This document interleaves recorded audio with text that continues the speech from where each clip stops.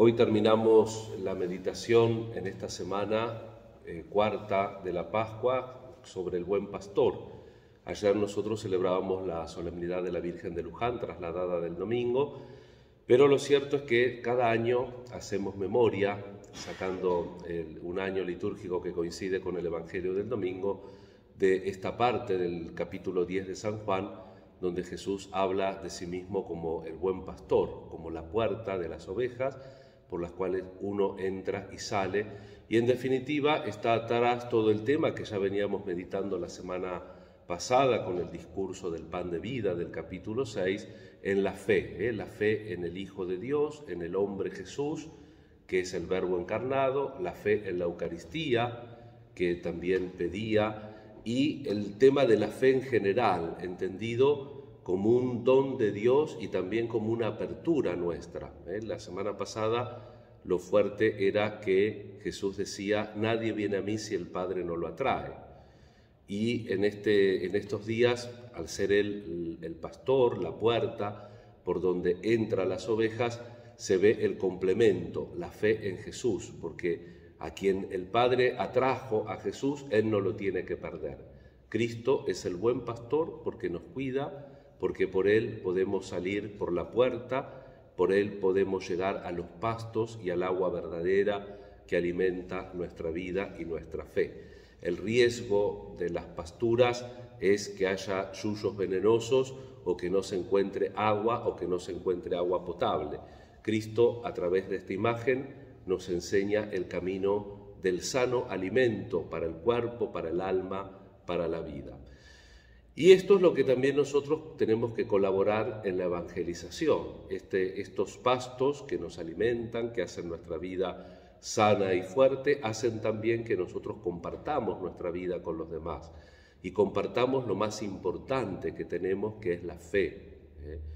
Cómo hacer entender que es muy importante para el cristiano comunicar la fe que tiene. Es cierto que a veces hay mucha pasión, a veces hay desinterés, a veces puede ser una comunicación enfática, a veces puede ser una comunicación fanática de la fe, que produce determinadas reacciones positivas y negativas.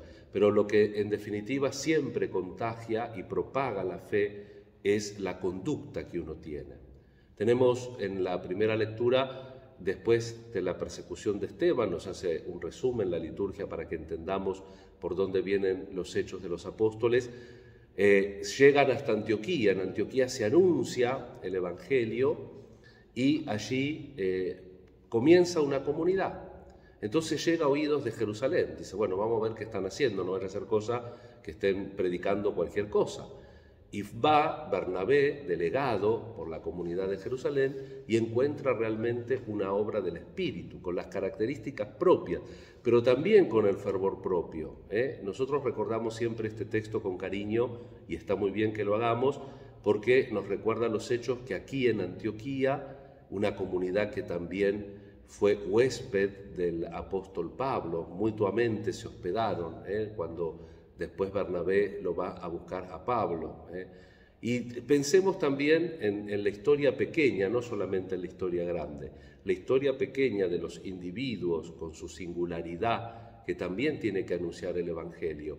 Bernabé era componedor, Pablo de golpe hacía un escándalo, le decía cualquier cosa a cualquiera y tenía que Bernabé poco poner paz. Gracias a Bernabé, Pablo va ingresando también en la confianza de la comunidad de Jerusalén y la vida de las personas se va empapando de Cristo de una manera que la fe es necesaria para la vida. Sin ser una expresión de fanatismo, la fe y lo espiritual es una necesidad para la comunidad cristiana. Y que seguro que dicen los estudiosos que la expresión cristianos primeramente seguramente fue peyorativa, pero también venimos de seguir un crucificado, que era una muerte ignominiosa, y esa muerte ignominiosa es signo precisamente del amor que nos caracteriza a todos. La evangelización que tiene que ser parte, que es parte, mejor dicho, de nuestro ADN cristiano. Y hoy, con una concesión del Papa Francisco al misal de la Iglesia Universal, celebramos la memoria libre de Juan de Ávila. San Juan de Ávila es el patrono del clero español, fue una gran ayuda para Santa Teresa de Jesús, también en cuanto a su fidelidad. Ella quería ser fiel a la Iglesia. San Juan de Ávila nace en 1499, en 1526 es ordenado presbítero y quiere venir a evangelizar el Nuevo Mundo, pero el obispo de Granada lo convence, le dice: padre, acá también necesitamos evangelización, y se dedicó a hacer una obra muy importante en cuanto a la predicación y sobre todo a la atracción que ejercía en el clero, que ayudó también a muchas religiosas y a muchos sacerdotes a encontrar el verdadero camino espiritual, siendo amigo de muchos santos de la época e inclusive dirigiendo a San Juan de Dios. Vamos a pedirle a este santo que nos ayude también a conjugar nuestra vocación, nuestra misión y nuestro ser cristiano. Uno de los temas predilectos de él era la Eucaristía y siempre lo relacionaba. Cuando un predicador, parece que bastante exitoso, es calumniado, él escribe una bonita carta que repite conceptos que él siempre tiene de la Eucaristía. Dice que aproveche esas críticas no para hundirse, sino para regar su vida con la fecundidad del sufrimiento de Jesús. Porque Jesús en la cruz no nos da algo, sino que se da a sí mismo. Y por eso el amor que encontramos en la Eucaristía es un amor que se da, es un amor que cambia, es un amor que transforma.